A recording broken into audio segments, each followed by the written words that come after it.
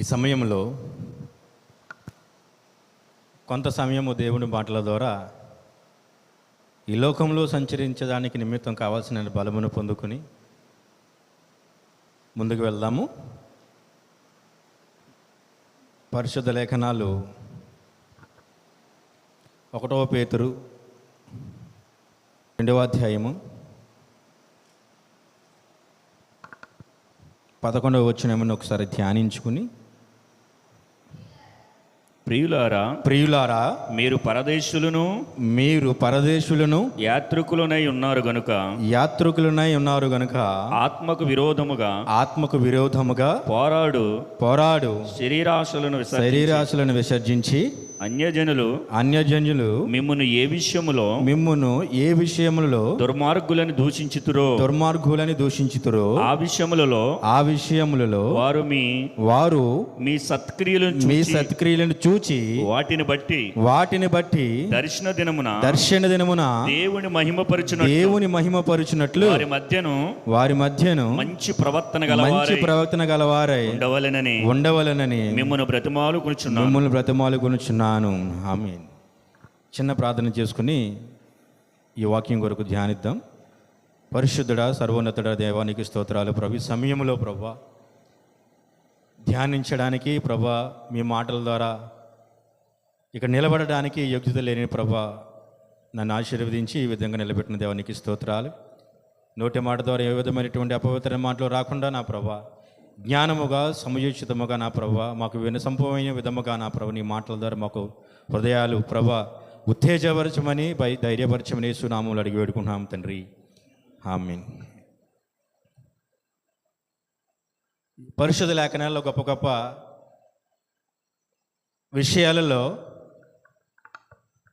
ఇదొక గొప్ప విషయం. ఏంటంటే మన జీవితంలో మన ప్రయాణము, మన ఆయుష్కాలము ఎంతవరకు అంటే ఒక క్రైస్తవుడిగా ఈ భూమి మీదకి వచ్చిన మనము ఎంతవరకు మన ప్రయాణము కొనసాగిస్తాము, మన జీవితకాలం యొక్క పరిధి ఎంత, మన ఆయుష్కాలము ఎంత చెప్పగలమా? మన ఆయుష్కాలను అసలు మనం కొలమానం చేయలేము.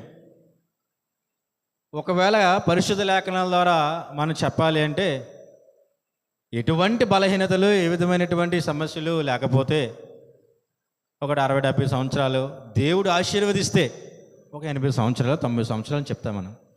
దేవుని యొక్క ఆశీర్వాదము ఎక్కడ ఆగిపోయింది?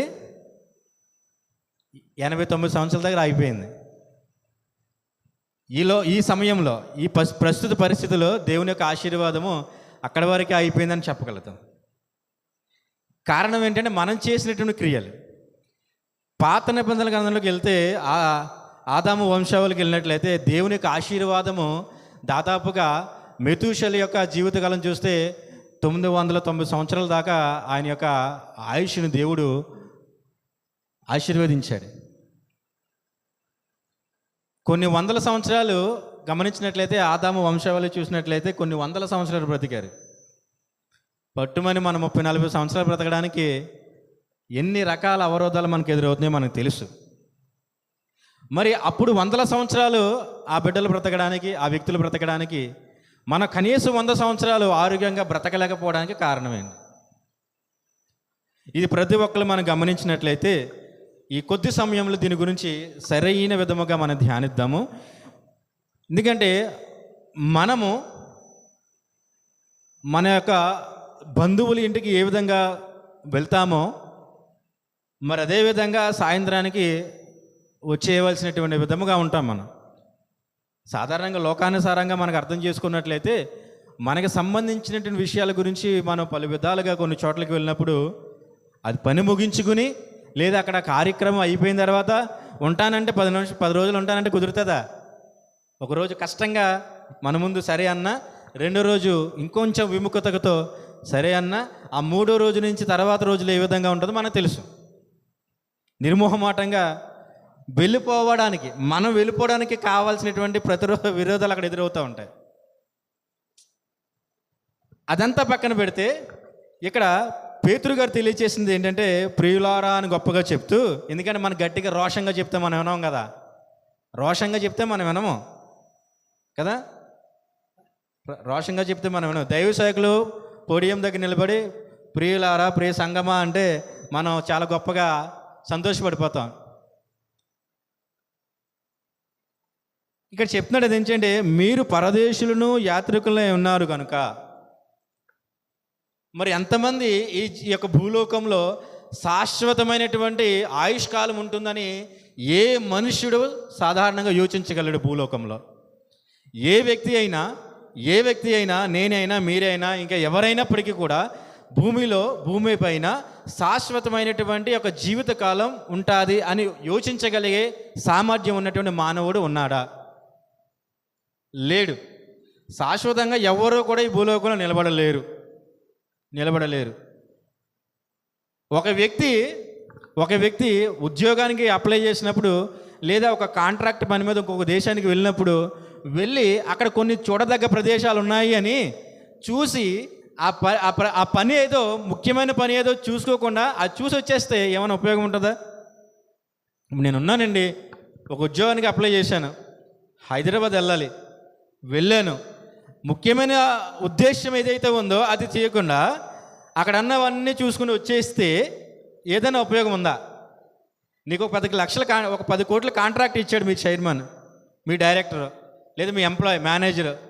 ఆ కాంట్రాక్ట్ మీద నిన్ను పంపించినట్టు వ్యక్తి నువ్వు వచ్చే రాక కోసం ఆ కాంట్రాక్ట్ సక్సెస్ అయిందా లేదా, కన్ఫర్మ్ అయిందా లేదా చూస్తాడు. లేదండి నేను ఆ విధంగా వెళ్ళాను, అక్కడ ఉన్నటువంటి చూడదగ్గ ప్రదేశాల్లో చూసి వచ్చేసాను అంటే ఏ విధంగా ఉంటుంది? ఆ యొక్క ప్రతిస్పందన, రియాక్షన్ ఎలాగ ఉంటుంది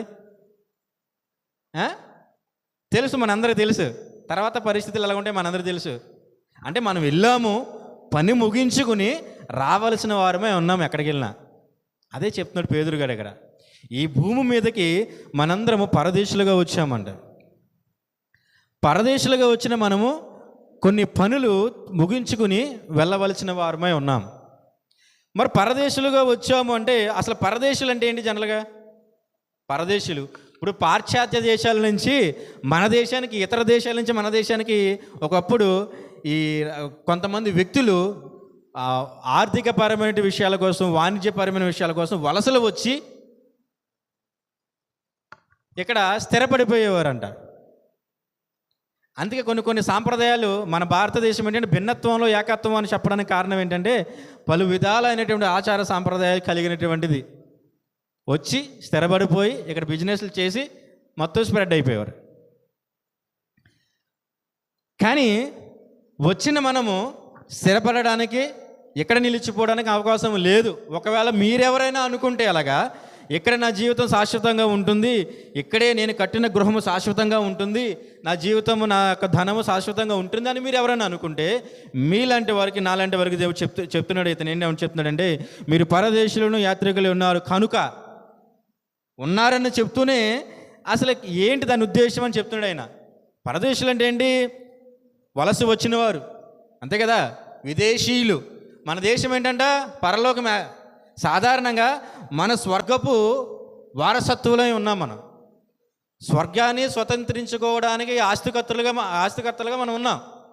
దేవుడు మన కొరకు సృష్టించినటువంటిది ప్రత్యేకించి ఉంది, మనకంటూ ప్రత్యేకమైన స్థలం ఉంది అని విశ్వసిస్తున్నాం కదా మనం.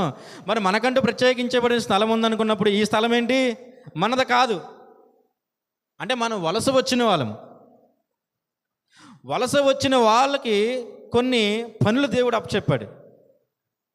చూడదగ్గ ప్రదేశాలు, గోల్కొండ, చార్మినార్, ఈ ట్యాంక్ బండ్ చూసి వచ్చేమని కాదు. ఏంటి ఆ పనులు ఏం చెప్పాడు చూడండి ఒకసారి. గనుక ఆత్మకు విరోధంగా పోరాడు శరీరాశలను విసర్జించమన్నాడు. ఆత్మకు విరోధంగా పోరాడేటటువంటి శరీరాశలు విసర్జించాలి. శరీరాశలను విసర్జించి అన్యజనులు మిమ్మల్ని ఏ విషయంలో దుర్మార్గులను దూషించుదురో. అన్యజనులు అంటే ఏంటి? దానికి సరైన అర్థం ఏంటంటే ఆత్మ సంబంధమైనటువంటి పదముగా దాన్ని మనం గ్రహించాలి. అన్యజనులు దేవుని ఎరగని వారు, దేవుని ఎరిగిన వారు అంటే ఆత్మ సంబంధంగా మనం ఆ పదాన్ని మనం గ్రహించాలి. అన్యజనులు వాళ్ళు దేవుని బిడ్డలమైనటువంటి మనల్ని ప్రతి క్షణము కూడా పరిశీలిస్తారు, పరిశోధిస్తారు. అంటే ప్రతి క్షణం మనల్ని గమనిస్తూ ఉంటారు. ఎందుకు గమనిస్తే మాత్రం మనం ఏ విధంగా దీన్ని ఎందుకు అంత ప్రాధాన్యత ఇవ్వాలి అంటే, మన యొక్క భుజముల పైన యేసుక్రీస్తు వాళ్ళు ఒక భారం పెట్టారు. దేవుని యొక్క సువార్త పలు విధాలుగా మనం విత్తాలి, చేయాలి అనే ఒక సంకల్పాన్ని మనకు తెలియజేశారు. ఆ క్రమములో మన చెప్పే మాట వాళ్ళకి గ్రహింపుగా ఉండాలి అంటే, మన చెప్పే విధముగా వాళ్ళు ఆకర్షించబడాలి అంటే, మన చెప్పింది సరైనదే అని మన వైపు వాళ్ళు రావాలి అంటే, అన్యజనులుగా ఉన్న వాళ్ళు దేవుని యొక్క జనాంగముగా మారాలి అంటే ఏం చేయాలి? చెప్పిన వ్యక్తి కరెక్ట్గా ఉండాలి, చెప్పిన మనిషి ఆచరించటంలో యోగ్యంగా ఉండాలి. అదే చెప్తున్నాడు, అన్యజనులు మిమ్మల్ని ఏ విషయంలో దుర్మార్గులుగా దూషిస్తున్నారో. ఏ విషయంలో దూషిస్తారు? మనం ఏ విషయం అయితే చెప్తామో ఆ విషయాన్ని మన భూలోకంలో సరిగా మనం పాటించినట్లయితే దూషిస్తారు కంపల్సరిగా. దేవుని యొక్క సువార్త తెలియచేసి యేసుక్రీస్తు ప్రభుల వారు మన కొరకు ఈ లోకానికి వచ్చారు, ఆయన మన కొరకు, నీ కొరకు, నా కొరకు రక్తాన్ని చిందించారు, ఆయన నీ కొరకు, నా కొరకు ఆయన యొక్క సింహాసనాన్ని వదిలి కొరడాల దెబ్బలు భరించి ఈ భూలోకంలో నీ కొరకు రక్షణగా ఈ లోకంలో ఆయన యొక్క బలిని అర్పించారని తెలియచేసిన మనము అట్టి రీతిగా మనం నడవకపోతే వాళ్ళకి ఏ విధంగా మనం తెలియజేస్తాము? చెప్పిన మనము పాటించకపోతే చూసినటువంటి వ్యక్తులు దుర్మార్గులను దూషించే అవకాశం సరైన విధముగా ఉంటుంది, ఖచ్చితంగా ఉంటుంది. దేవుడు ఒక వ్యక్తి విత్తినటువంటి 100, 50, 200 విత్తనాలు, అన్ని విత్తనాలు ఫలిస్తాయా? అన్ని విత్తనాలు ఫలిస్తాయా? విత్తన ప్రతి విత్తనం ఫలించదు. నాటిన ప్రతి మొక్క కూడా చెట్టుగా కొత్త రూపాంతరం చెందదు. అలా చెందకపోవడానికి కారణం ఏంటంటే ఆ మిగతా విత్తనాలలో సరైనటువంటి ఫలవంతమైనటువంటి అక్కడ యోగ్యత ఆ విత్తనాలకు లేకపోవడం వల్ల అది అభివృద్ధి చెందలేదు, ఫలములను అది ఇవ్వలేదన్నమాట. కాబట్టి మనం ఏం చేయాలంటే చెప్పినది ప్రతిదీ కూడా మన జీవితంలో ఆచరించినట్లయితే కంపల్సరిగా ప్రతి ఒక్కరు కూడా దేవుని తట్టుకు తిరిగే అవకాశం ఉంటుంది. నేను చెప్పి నేను చేసినటువంటి నేను తిరిగినటువంటి ప్రదేశాల్లో నేను దేవుని యొక్క వాక్యానికి వ్యతిరేకంగా లేదా నేను చెప్పిన విధానానికి వ్యతిరేకంగా నేను కనిపిస్తే ఎంత మాత్రం మనం ఆత్మను రక్షించడానికి మనకి ఎంత మాత్రం అర్హత ఉండదు. అంటే ఇక్కడ ఏం చెప్తున్నాడంటే దేవుని యొక్క సువార్త వెదజల్లుట్లో మన యొక్క ప్రవక్తనను సరిచేసుకోమని దేవుడు చెప్తున్నాడు పేతురుగా. కాబట్టి మనం ఏం చేయాలి? మన ఇల్లు ఇక్కడ కాదు, మన ఈ దేశంలో నివసించడానికి వచ్చాం, కొంతకాలం వెళ్ళిపోతాం. వెళ్ళే క్రమములో కొన్ని పనులు మనకున్నాయి. ఆ పనులు చాలా గొప్పగా చేయాలి. చేయకపోతే ఏమన్నాడు ఆయన? చేయకపోతే ఏమన్నాడు? అన్యజనులు మిమ్మల్ని ఏ విషయంలో దూషిస్తారో ఆ విషయంలో వారు మీ సత్క్రియలను చూచి వాటిని బట్టి దర్శన దినమున దేవుని మహిమపరిచినట్లు వారి మధ్యన మంచి ప్రవక్తన గల వారే ఉండాలని చెప్తున్నాడు. దాని పక్కన ఒక్కసారి చూడండి, 24వ వచనం, మొదటి అధ్యాయము 24వ వచనము. సర్వశరీరులు గడ్డిని పోలిన వారు, వారి అందమంతయు గడ్డి పువ్వు వలె ఉన్నది. గడ్డి ఎండను దాని పువ్వును రాలిను, అయితే ప్రభు వాక్యం ఎల్లప్పుడూ నిలుచును అని అన్నాడు. అంటే మనల్ని ఏ విధంగా పోల్చాడు? ఈయన గడ్డిని పోల్చాడు, గడ్డితో పోల్చాడు. గడ్డితో పోల్చాడు. మనల్ని చాలా గొప్పగా పోల్చుకుంటాం. మనం బలవంతులుగా, జ్ఞానవంతులుగా, 100 మందికి సరైనటువంటి సమాధానం ధీటైన విధముగా చెప్పగలిగే వ్యక్తులుగా మనం పోల్చుకుంటాం. అంటే మన జ్ఞానము సులోమోను కనుక జ్ఞానం కంటే గొప్పది కాదు కదా. అంటే మనం ఏంటంటే ఎప్పటికప్పుడు దేవుడు చెప్తున్నాడు తనను తాను తగ్గించుకున్నాడు హెచ్చించబడును అని చెప్తే మనం తగ్గించుకోవాల్సిన విషయంలో హెచ్చించుకుంటాం. తగ్గించుకోవాల్సిన విషయంలో హెచ్చించుకుంటాం. కాబట్టి మనం ఏం చేయాలంటే తగ్గించుకుని దేవుని యొక్క మాటలు మనం వెదజల్లటిలో చాలా మంచి స్పృహ కలిగి దేవుని రాకడ చాలా ఆసన్నమవుతుంది, చాలా సమీపంగా ఉంది, మన పరదేశులుగా వచ్చాము, ఈ లోకము వారు కాదు, మనం కొనుపోబడతాము, ఈ లోపల మనం చేయవలసినవి కొన్ని ఉన్నాయని మనం గ్రహించాలి.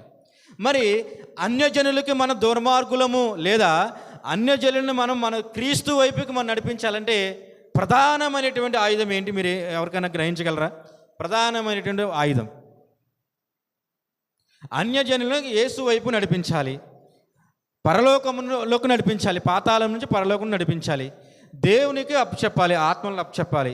మరి అప్పచెప్పాలంటే నీకు యేసుక్రీస్తు ప్రభులు వారు నీకు నాకు ఆ యొక్క బాధ్యతని అప్పచెప్పారు. ఆ బాధ్యతను నెరవేర్చే క్రమంలో నువ్వు వాడవలసిన ఆయుధం ఏంటి? ఆ కొన్ని ఆత్మను రక్షించడానికి, దేవుని వైపుకు రప్పించడానికి నువ్వు వాడాల్సిన ఆయుధం ఏంటి? ఏ ఆయుధం ఉపయోగిస్తే ఆత్మను నువ్వు రక్షించగలవు? ఏంటండి? మంచి ప్రవర్తన. గొప్ప సమాధానం. మంచి ప్రవర్తన అంటే వాక్యము అని అంటారేమో అని అనుకున్నా నేను. వాక్యము సరైనటువంటి ఆయుధం. కానీ ఆ వాక్యము మన జీవితాల్లో నింపుకుని, ఆ జీవితంలో నింపుకునేటువంటి వాక్యం ద్వారా మనం ప్రవర్తించిన తీరు ఏదైతే ఉంటుందో అది సరైనటువంటి ఆయుధం.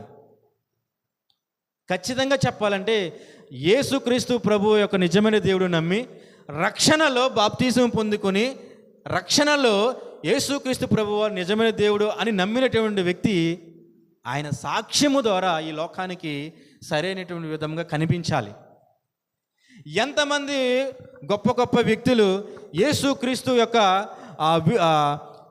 మేలులను గ్రహించి ఆయన యొక్క అద్భుతములను గ్రహించినటువంటి వ్యక్తులు ఎంతమంది సొమ్మసిల్లిపోయారో, తొట్టిల్లిపోయారో మనందరికీ తెలిసిన విషయం అంతా కూడా.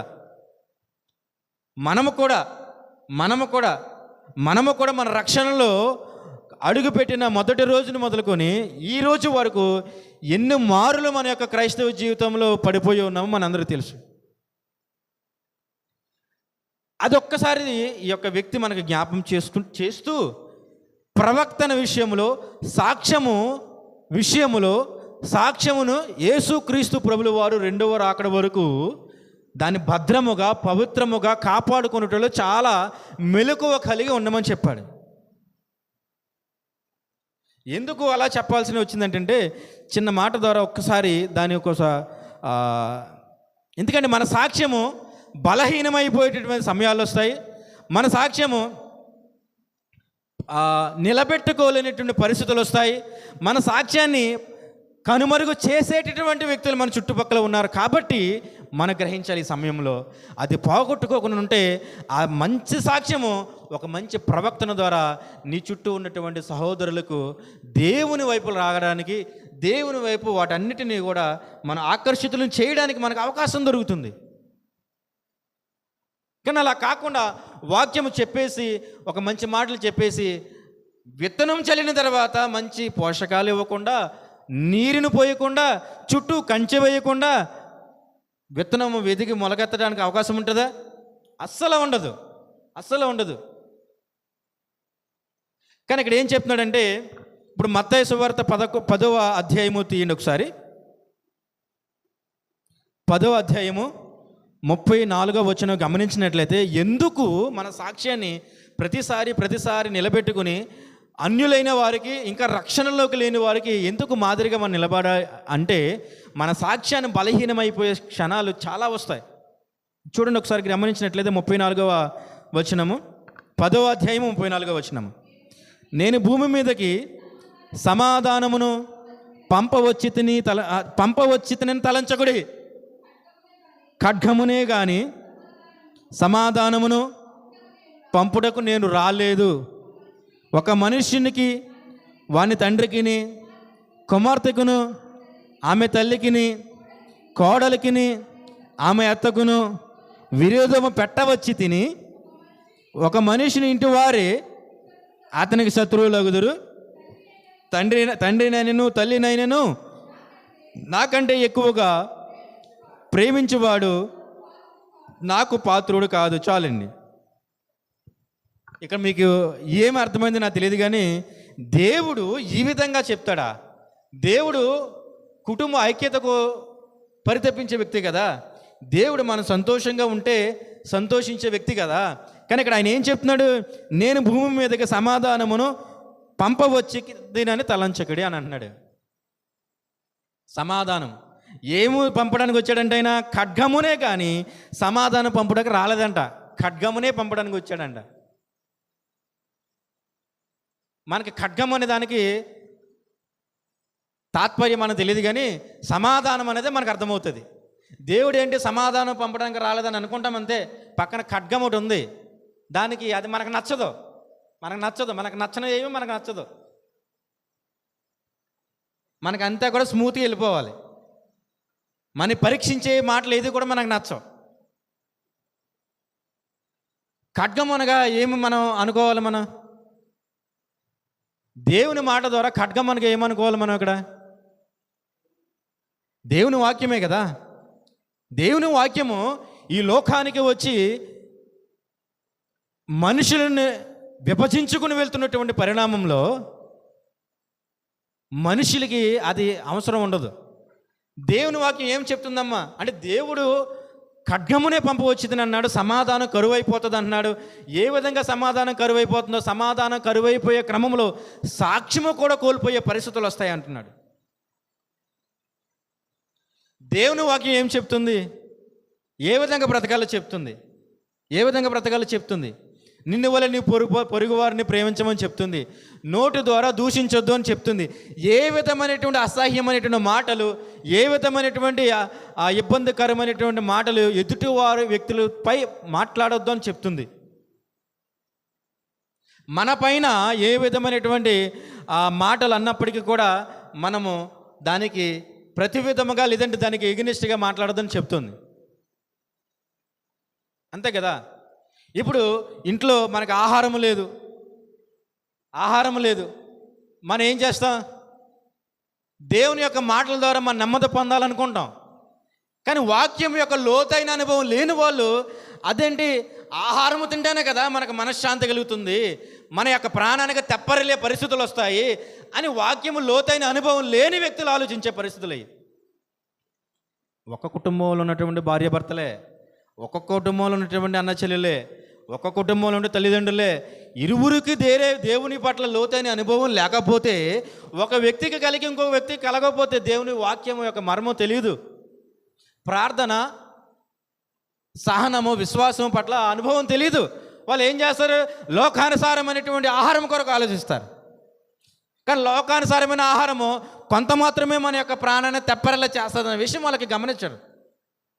ఆ సమయంలో నువ్వు దేవుని కొరకు ఆధారపడదాం, దేవుని ఇచ్చే ఆహారము మనం భుజిస్తే ఆయన రాకడ వరకు సంతోషంగా మనం ఉంటామని చెప్తే, నీ యొక్క సహచారి ఏ విధంగా సమాధానం చెప్తుంది? నీకేం పిచ్చెక్కిందా? నీకేం బుద్ధి లేదా? నీకు ఏ విధంగా మాట్లాడుతున్నా ఈ విధంగానే చెప్తారు వాళ్ళు. అంతే కదా. కాబట్టి ఇలాంటి రోజులలో బ్రతుకుతున్న మనము మన సాక్ష్యాన్ని కోల్పోయే పరిస్థితులు వస్తాయి. ఒకవేళ మన సాక్ష్యం కోల్పోతే నీ యొక్క సహోదరులకు ఏ విధంగా మనం వాళ్ళందరినీ నడిపించడానికి మనకి అవకాశం ఉంటుంది? వాక్యము విత్తుట ఒక ప్రధానమైన ఉద్దేశ్యం అయితే, విత్తినట్టు వాక్యము ఫలవంతముగా అది అభివృద్ధి పొందాలంటే నీ సాక్ష్యమే ఆ వ్యక్తికి ఆధారంగా నిలబడుతుంది. నిన్ను చూస్తాడు, నిన్ను గమనిస్తాడు, నిన్ను వెంబడిస్తాడు. అప్పుడు మనం ఏం చేయాలి? చాలా జాగ్రత్తగా క్రైస్తవుడుగా ఉన్నవాడు, విశ్వాసుగా ఉన్నవాడు అన్నిటికంటే ఎక్కువగా దేవుని రాకడ కొరకు ఆత్మలు రక్షించాలి అని ఎవరైతే అనుకుంటాడో వాడు ఖచ్చితంగా సాక్ష్యాన్ని కంపల్సరీగా మనం ఏం చేయాలి? కాపాడుకోవాల్సిన బాధ్యత ఉంది. ఒకవేళ కాపాడుకోకపోతే నిన్ను బట్టి దేవుణ్ణి ఆ వ్యక్తులు దుర్మార్గులను దూషిస్తాడు. నిన్ను బట్టి ఆ వ్యక్తులు ఏం చేస్తాడు? దేవుణ్ణి దూషించడానికి అవకాశం ఉంటుంది. కాబట్టి మనం చాలా జాగ్రత్తగా ఉండాలి. అలా లేకపోతే మనం ఏంటంటే ఈ విధంగా, ఎందుకంటే మన లోకంలో ఉన్నటువంటి బంధుత్వము ద్వారా, లోకంలో ఉన్నటువంటి అనేకమైన సంఘటనల ద్వారా మన యొక్క శరీరము చాలా విధముగా బలహీనమైపోతూ ఉంటుంది. మనకేమో మెలకువ కలిగి ప్రార్థన చేయమన్న మాట మనకు గుర్తురాదు. ఆ సమయాల్లో రాదు. శరీర సంబంధమైనటువంటి వ్యక్తులు మనము. కాబట్టి మనం ఏం చేయాలి? ఈ లోకమంతా ఇప్పుడు ఈ వ్యక్తులు ఎవరైతే ఉన్నారో ఈ వ్యక్తులు ఎవరైతే ఉన్నారో అంటే పరదేశులుగా వచ్చిన మనము, మన బంధువులు, మన సహచరులు, మన ఇరుగు పొరుగు వారు ఎవరైతే ఉన్నారో వాళ్ళ ద్వారా మనం బలహీనమైపోతే, మన సాక్ష్యము కోల్పోతే, మన జీవితంలో పరిశుద్ధాత్మను మనం కోల్పోయినట్లయితే మన జీవితం, మన శరీరము పాపానికి దాసోహం అయిపోయే అవకాశం ఉంటుంది. పాపానికి దాసోహం అయిపోయే అవకాశం ఉంటుంది. ఒకసారి పాపము మన జీవితంలోకి ఎంటర్ అయితే శరీరాశ, నేత్రాశ, జీవపుటమ్మును మనం చంపుకోవడానికి అవకాశం ఉండదు. అస్సలు అవకాశం ఉండదు. విచిత్రం ఏంటంటే మంచి విషయాన్ని విత్తి ఫలించి అభివృద్ధి చెందడానికి సరైన విషయము అంటే చాలా గొప్ప టైం, ఎక్కువ టైం పడుతుంది. ఒక మంచి విషయాన్ని విత్తి మొలకెత్తింపు చేసి అభివృద్ధింపు చేసి ఫలాల కోసం ఆశించడానికి మనకి చాలా సమయం పడుతుంది. ఇదొక్క విచిత్రము. ఒక చెడు విషయాన్ని మనం ఫలవంతంగా చేయడానికి క్షణాల్లో చెడు విషయము ప్రభావితం అయిపోతూ ఉంటుంది. కాబట్టి మనం ఏం చేయాలంట? ఈ లోకంలో ఇదేంటే మన పతనమైనటువంటి లోక సంబంధమైనటువంటి ఆచారంలో మనం ఉన్నామని మనం గ్రహించాలి. ఏదైనా సరే పతనమైన అవుతున్నటువంటి పతనమైపోయి ఈ లోకంలో ఏదైనా పతనమైపోవాల్సిందే. అలాంటి ఆచార పద్ధతుల్లో మనం ఉన్నాం.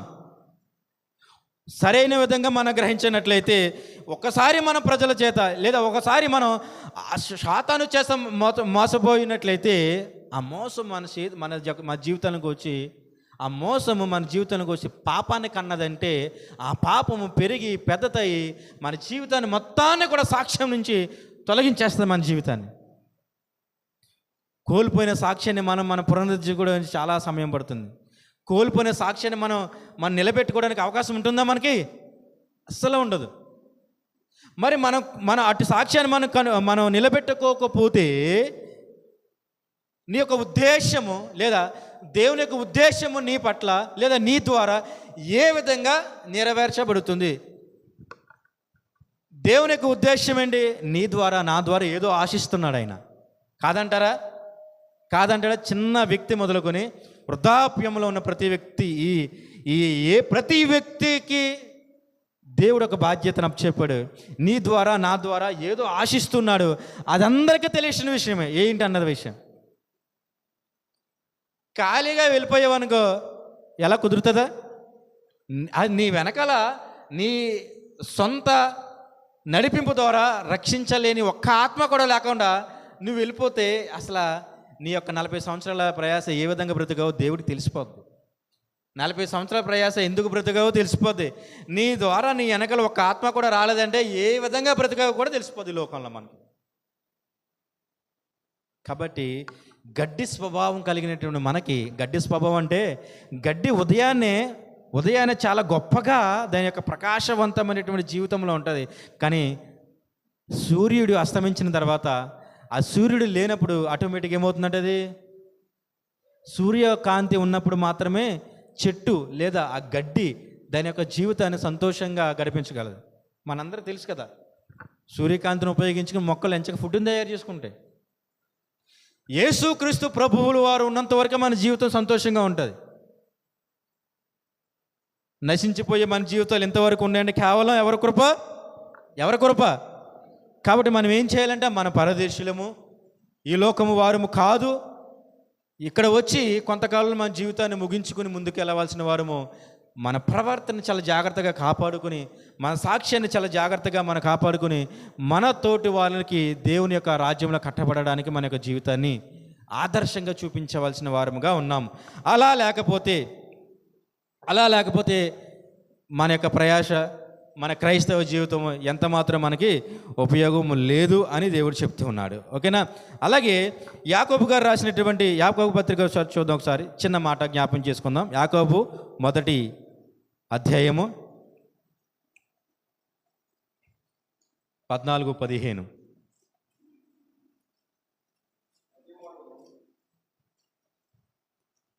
ఒక్క నిమిషం.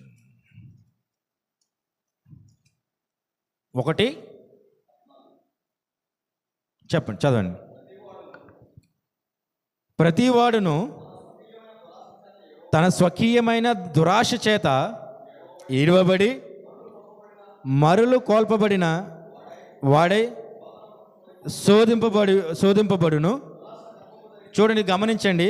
దురాశ గర్భము ధరించి పాపమును కనగా పాపము పరిపక్వమై మరణము కనును. చూడండి, చూసారా?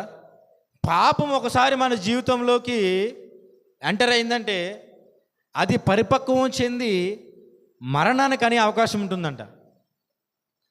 కాబట్టి మనం ఏం చేయాలంట? ప్రతిసారి మన జీవితంలో గొప్పగా, ఎందుకంటే పాపానికి ఎంత మాత్రం అవకాశం ఇవ్వకుండా మెలకువగలిగి ప్రార్థన చేసి మన సాక్ష్యాన్ని కాపాడుకొని దేవుని కొరకు మనం నిలబడినట్లయితే ఈ లోకంలో యేసు క్రీస్తు వారి యొక్క నామము మన ద్వారా దూషించబడడానికి అవకాశం ఉండదు. మన ద్వారా దూషించబడడానికి అంత మాత్రం అవకాశం ఉండదు.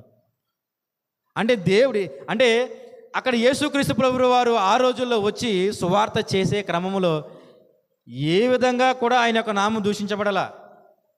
ఆయన వెంబడించిన వారే ఉన్నారు తప్ప. కానీ ఇప్పుడు ఆయన యొక్క వెలుగులో ఉన్న మనము, ఆయన యొక్క కృపలో మెలకువగా ఉన్న మన ద్వారా ఎక్కువ క్రీస్తు నామం దూషించబడడానికి అవకాశం కలుగుతుంది. ఇప్పుడు ఒకసారి గమనించినట్లయితే దేవుని యొక్క రక్షణలోకి రాని వాళ్ళు, దేవుని యొక్క రక్షణలోకి వచ్చిన వ్యక్తులు, ఈ ఇరువురిని మనం పక్కపక్కన పెట్టి గమనిస్తున్నట్లయితే దేవుని యొక్క అనుభవంలో వచ్చిన మనలాంటి వ్యక్తుల ద్వారా యేసుక్రీస్తు ప్రభువు వారి యొక్క నామము దూషించబడడానికి అవకాశం ఎక్కువ ఉంటుంది. కనుక మనం ఏం చేయాలంటే అందుకంటే ఈ వ్యక్తుల ద్వారా మనం ఆధారపడిన, ఈ లోకంలో వ్యక్తుల మీద మనం ఆధారపడిన మన యొక్క పరిస్థితులు మారిపోయి, ఎందుకంటే లోకంలో ఉన్నటువంటి దురాశ మన జీవితంలోకి వచ్చిందంటే పాపానికి అంటుంది అన్నాడు. ఈ లోకంలో దురాశ వల్ల వచ్చేది ఏంటమ్మా? దురాశ. అంటే ఆశ కన్నా ఎక్కువ ఆశ కలిగితే దురాశ. దేవుడు కొంత ఆ యోగ్యత మనకి ఇచ్చాడంటే మనం ఏమనుకుంటామంటే దానికన్నా గొప్ప ఆధిక్యత కావాలని కోరుకుంటాం. దానికన్నా దురాశ ఉందా? అలాంటిది ఏదైనా సరే మన జీవితంలోకి వస్తే అది నెమ్మదిగా పాపానికి అంటుందంట. తెలియదు మనకది, తెలియదు. పాపం ఏ విధంగా కంటుందో తెలియదు. ఒక ఫ్రూట్ని కానీ వెజిటేబుల్ కానీ కట్ చేసినట్లయితే పైనంతా దాని యొక్క స్వభావం చాలా స్పష్టంగా ఉన్నప్పటికీ లోపల పురుగులు ఉంటాయి. మీకు తెలుసో తెలియదు? దానికి సాధారణంగా మనకు తెలిసిన ఎగ్జాంపుల్ మేడిపండుని మనం చెప్తాం. దాన్ని కోసినట్లయితే లోపల చాలా గొప్పగా, బయట చాలా మంచిగా కనపడినప్పటికీ, చాలా గొప్పగా కనిపించినప్పటికీ లోపల దాంట్లో పురుగులు ఉంటాయి. ఆ పురుగులు కొంతకాలము ఆ విధంగా ఉండి లోపల ఉన్న దాని మొత్తాన్ని కూడా పాడు చేసి మొత్తం ఎందుకు పనికి రాకుండా చేసేస్తుంది దాన్ని. నువ్వు మంచిగా కర్రీ ప్రిపేర్ చేసుకుని కట్ చేసి చూసావంటే అసలు దాన్ని పక్కన పెట్టేస్తుంది, పనికి రాకుండా చేసేస్తుంది అది. ఒక్క పురుగనే మన జీవితంలోకి ఎంటర్ అయిందంటే అది పాపానికని మరణానికి వెళ్ళేలాగా చేసేస్తుందట. కాబట్టి మనం ఏం చేయాలంటే ఈ విషయాలన్నీ గమనించి మనం ముందుకు వెళ్ళాలి. కాబట్టి మనం ఎప్పుడూ కూడా ఈ యొక్క మరొకసారి మూలవాక్యాన్ని గమనించినట్లయితే మన పరదేశులుగా ఉన్నాము, ఈ లోకము వారము కాదు. కాబట్టి మన ఎందుకంటే ఈ పాపంలోకి రాకుండా ఉండాలంటే మనం ఏం చేయాలంట? పరిశుద్ధాత్మలో నడవాలి. పాపంలోనికి రాకుండా, ఎందుకంటే పాపము మన జీవితంలోకి వచ్చిందంటే మరణానికి అంటుందని చెప్తున్నాడు. మరణానికి అంటుంది. అందుకే ఏ వ్యక్తి కూడా దాదాపుగా సరైన విధంగా 90, 70, 40 సంవత్సరాలు, 100 సంవత్సరాలు కూడా బ్రతకలేకపోతున్నాడు. 50 సంవత్సరాలు కూడా ఆరోగ్యంగా బ్రతకలేకపోతున్నాడు వ్యక్తి ఈ రోజుల్లో. కావలసిందే తింటున్నాడు, కావాల్సిందే తీసుకుంటున్నాడు, అయినా సరే ఫలవంతంగా ఆ వ్యక్తి జీవితాన్ని కొనసాగించలేకపోతున్నాడు ఈ రోజుల్లో. మరి ఆ రోజుల్లో ఆ ఆదాము సంతానం వంశావళి గమనించినట్లయితే కొన్ని 100 సంవత్సరాలు బ్రతికిరే వాళ్ళు. మరి మనకి ఏంటి అసలు తేడా? దేవుడంటే భయం లేదు, పరిశుద్ధాత్ముడు అంటే భయం లేదు మనకి, కుటుంబాన్ని ఎలా కట్టుకోవాలో మనకు తెలియదు. విచ్చలవిడిగా మనం బ్రతికేస్తున్నాం. విచ్చలవిడిగా బ్రతికేసిన మనం ఏదో ఒక రోజున మన జీవితాన్ని ముగించేస్తాం చాలా తొందరగా. మెతూషాలే గారిలా కాకుండా, హానుకు గారిలా కాకుండా ఇంకా చాలా వ్యక్తులు ఉన్నారు. ఆ వ్యక్తుల్లా కాకుండా మన జీవితం తొందరగానే ముగించేస్తాం. ఇప్పుడు దాదాపు 30-40 సంవత్సరాల్లో మనం ఉండుంటాం మేము సాధారణంగా. మీరైతే దాదాపు 20 సంవత్సరాలు, 15 సంవత్సరాలు. గట్టిగా అంటే మన జీవితాలు ఇంకా ఒక 50 సంవత్సరాలు.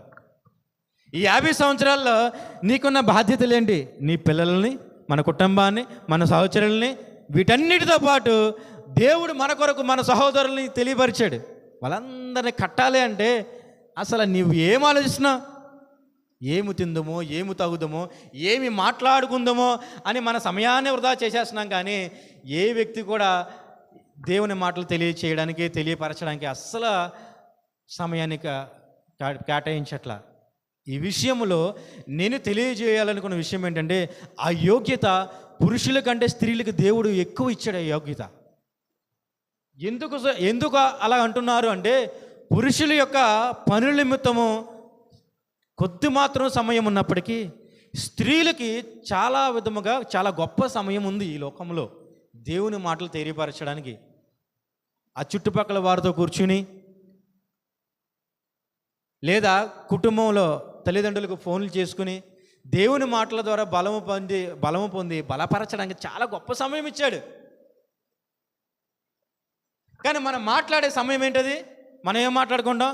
ఒక స్త్రీ అంటే స్త్రీని ఈ విధంగా అనడానికి మీరు నొచ్చుకోవాల్సిన అవసరం లేదు. కానీ ఎక్కువ బాధ్యత, ఎక్కువ సమయం మీకే ఉంది. కాబట్టి మన కూర్చుని చేయవలసిన విషయం ఏంటి? భర్త వచ్చే సమయానికి పెద్ద శోధనగా తయారవడానికి కాదు.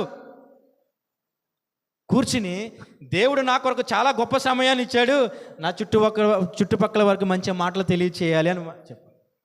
చాలామంది స్త్రీలు సమయంలో యూట్యూబ్ ఛానల్స్ క్రియేట్ చేసుకుని అనే దేవునికి సువార్త అనేక విధాలుగా మనం వ్యాప్తి చేయడానికి దేవుడు అనేక మాధ్యమాలు మనకి ఇచ్చాడు. కానీ మన వాళ్ళు ఏం చేస్తారంటే ఛానల్స్ క్రియేట్ చేసుకుని, హాయ్ ఫ్రెండ్స్, కర్రీ ఎలాగుంది, వంకాయ యాడ్ చేస్తున్నాను, నూనె యాడ్ చేస్తున్నాను. ఎందుకు వచ్చిన కార్యక్రమాలు ఇవన్నీ నాకు అర్థం కావట్లా. ఎందుకు వచ్చిన క్రియలు ఇవన్నీ కూడా నాకు అర్థం కావట్లే.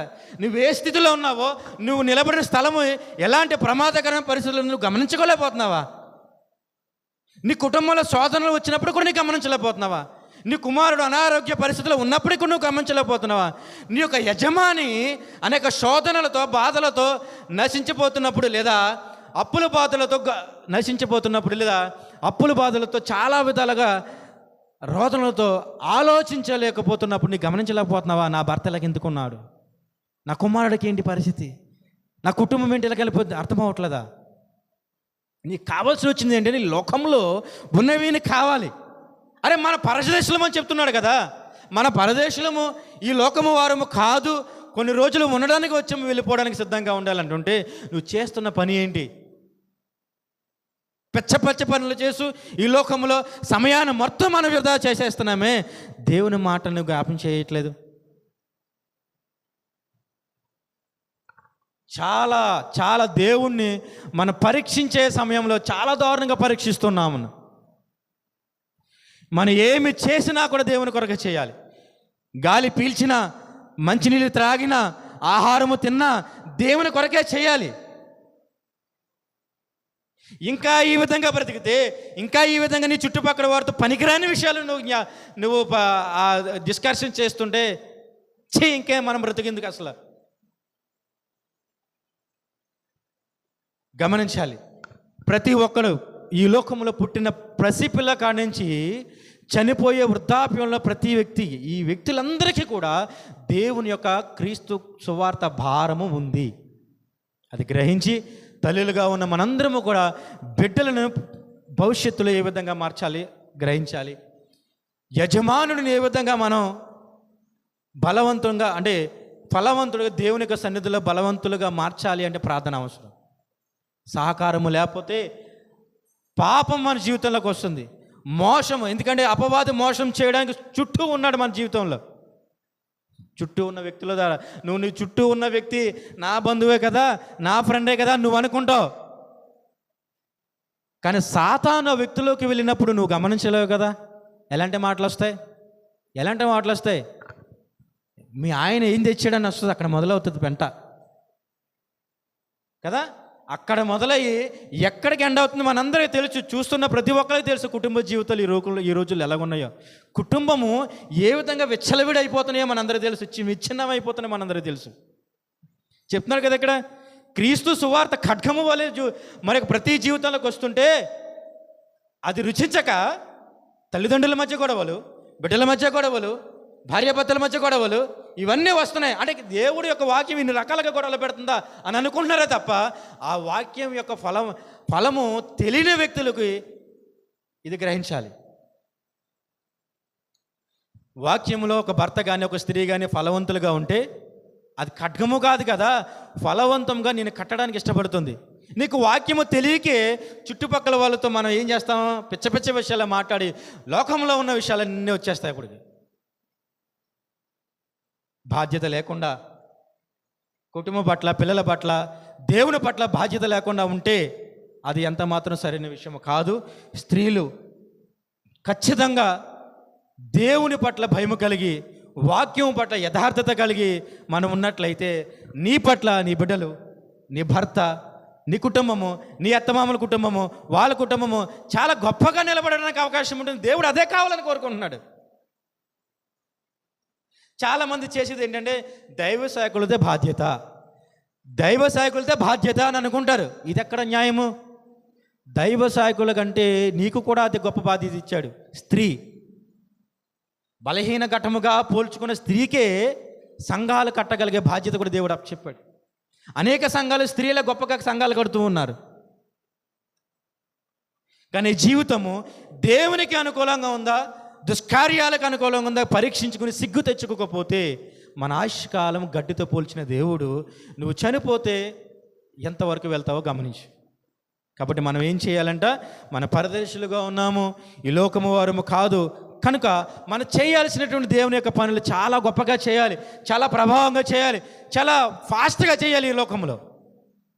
కాబట్టి ఈ లోకంలో ఎవరైతే దేవుని పనికి కాకుండా సమయాన్ని ఏ విధంగా అయితే వృధాగా పాడు చేస్తున్నారో వాళ్ళందరికీ మనం ఏంటంటే మన చివరి రోజుల్లో ఉన్నాము. తల్లిదండ్రుల మధ్య, బిడ్డలకి తల్లిదండ్రుల మధ్య, భార్యకి భర్తకి మధ్య, బిడ్డలకి బిడ్డల మధ్య సరైనటువంటి పరిస్థితులు నెలకొల్పలేకపోతున్నాం, ఉండటం లేదు. ఎందుకంటే అపవాది మన కుటుంబ జీవితాల్లోకి వచ్చేసి పాపాన్ని విస్తరింపజేసేసి మరణానికి అప్పచెప్పడానికి సిద్ధంగా ఉంది. ఇది కూడా నువ్వు గ్రహించకపోతే ఈ లోకంలో విషయాల్లో, లోకంలో ఉన్నటువంటి పరిస్థితుల ద్వారా ఉంటే ఇవన్నీ గ్రహించలేవు. కూర్చోండి, వాక్యాన్ని మాట్లాడండి, కూర్చోండి, వాక్యాన్ని తెలియచేయండి. ఇది కాదా నీకు ఇచ్చిన దేవ గొప్ప ఆధిక్యత? కాబట్టి పిల్లలుగా, పెద్దలుగా మనందరము కూడా పరదేశులు మనం గ్రహించిన మనందరము కూడా ఆయన రాకడి వరకు మన జీవితం ఉన్నట్లయితే ప్రతి క్షణము కూడా ఆత్మలు రక్షించడానికి మనందరం కూడా కంకణము కట్టుకుని నడుము బిగించుకుని ఆయన యొక్క రాజ్య సువార్తలు మనం మెలకువగా ఉండాలని ఈ మాటల ద్వారా తెలియపరుస్తున్నాను. ఈ మాటలు దేవుడి యొక్క వినికిడిలో ఆశీర్వదించును గాక. ఆమేన్.